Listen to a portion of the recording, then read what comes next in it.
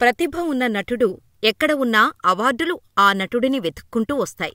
ఎన్ని అవరోధాలు ఎదురైనా ధైర్యంగా నిలబడే నటుడిని చూసి కాలం వెనక్కి తగ్గుతుంది అనడంలో ఎటువంటి సందేహం లేదు. దీనికి నిదర్శనమే ఐకాన్ స్టార్ అల్లు అర్జున్. ఈ మాట నేనెందుకంటున్నానంటే, పుష్ప 2 రిలీజ్ టైంలో అల్లు అర్జున్ చూసిన బ్యాడ్ ఫేస్ తన జీవితంలో ఎప్పుడూ చూసి ఉండడు.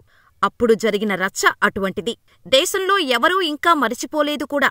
పుష్ప 2 సినిమా రిలీజ్కు ముందు రోజు సంధ్యా థియేటర్ వద్ద ప్రీమియర్ షో సందర్భంగా జరిగిన తొక్కిసలాటతో రేవతి అనే మహిళ చనిపోవటం, ఆమె కుమారుడు ఆస్పత్రి పాలు కావటం, దీనిపై పెద్ద ఎత్తున ఆరోపణలు రావటం, తొక్కిసలాట జరగటానికి అల్లు అర్జునే కారణమని తెలంగాణ పోలీసులు అల్లు అర్జున్ని అరెస్ట్ చేసి జైలుకు పంపడం, ప్రభుత్వం అన్యాయంగా అరెస్ట్ చేసిందన్నట్టు ప్రచారం జరగటంతో ఏకంగా ముఖ్యమంత్రి రేవంత్ రెడ్డికి చిర్రెత్తుకొచ్చి ఏకంగా అసెంబ్లీలో అల్లు అర్జున్ తీరుపై తీవ్రస్థాయిలో మండిపడ్డారు. ఆ వెంటనే అల్లు అర్జున్ తన ఇంటి వద్దే ప్రెస్ మీట్ పెట్టి కౌంటర్ ఇచ్చారు. ఇలా కొన్ని రోజులపాటు నడిచిన ఈ ఎపిసోడ్ ఇప్పటికీ ఎవరూ మర్చిపోలేరు. అప్పుడు ఏం జరిగినా, ఎలా జరిగినా ఒకటి మాత్రం నిజం. తెలుగు సినిమా ఖ్యాతిని ప్రపంచం నలుమూలలకు విస్తరింపచేసిన వారిలో ఒకటిగా పుష్ప 2తో అల్లు అర్జున్ ఒకరు. ఇందులో ఎటువంటి సందేహం లేదు. అందుకే అల్లు అర్జున్ ప్రతిభ ముందు వివాదాలు నిలబడలేకపోయాయి. అందుకే అప్పుడు అరెస్ట్ చేసిన వారే ఇప్పుడు పిలిచి మరీ సన్మానిస్తున్నారు. ఎవరైతే ఆ రోజు అల్లు అర్జున్ని తప్పుపట్టారో అందరికీ తన మార్కు చూపిస్తున్నాడు. ప్రభుత్వం ఎంతో ప్రతిష్టాత్మకంగా తీసుకున్న గద్దర్ అవార్డ్స్లో అల్లు అర్జున్ని ఉత్తమ నటుడు కేటగిరీకి ఎంపిక చేశారు. పుష్ప 2 సినిమాలో అద్భుతంగా నటించినందుకు తెలంగాణ సర్కార్ అల్లు అర్జున్ని ఉత్తమ నటుడి కేటగిరీకి ఎంపిక చేసింది. ఇదే ఇప్పుడు ఇండస్ట్రీలో హాట్ టాపిక్గా మారింది. అంతేనా, ఐకాన్ స్టార్ అభిమానులు ఆయన్ను పొగడ్తలతో ముంచెత్తుతున్నారు. నిన్నెవరు ఎన్ని ఇబ్బందులు పెట్టినా పెట్టవచ్చు, నిన్ను విమర్శించి ఉండవచ్చు, వ్యక్తిగతంగా దూషించి ఉండవచ్చు, కానీ నీ ప్రతిభ విషయంలో మాత్రం నీకు శత్రువులు సైతం సలాం కొట్టాల్సిందే అంటూ ఎలివేషన్స్ ఇస్తున్నారు ఐకాన్ ఫ్యాన్స్.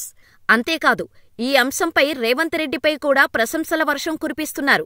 సీఎం రేవంత్ రెడ్డికి అల్లు అర్జున్పై కోపం ఇప్పటికీ ఉండి ఉండొచ్చేమో, కానీ ఆయన కోపాన్ని ప్రతిభ విషయంలో వివక్ష చూపించలేదు. ఇది ఎంతో మెచ్చుకోదగ్గ విషయమంటూ అల్లు అర్జున్ అభిమానులు, నెటిజన్స్ కొనియాడుతున్నారు.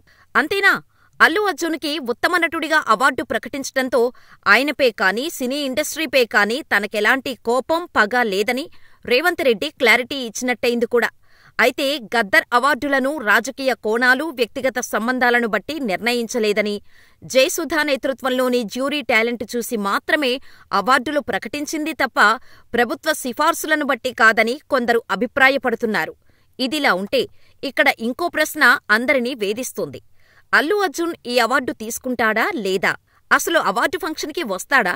లేకపోతే ఆయనకు బదులుగా తన తండ్రి అల్లు అరవింద్ను పంపిస్తాడా? అసలు ఏం జరగబోతోంది అనేది అందరిలో ఓ సస్పెన్స్ క్రియేట్ చేస్తుంది.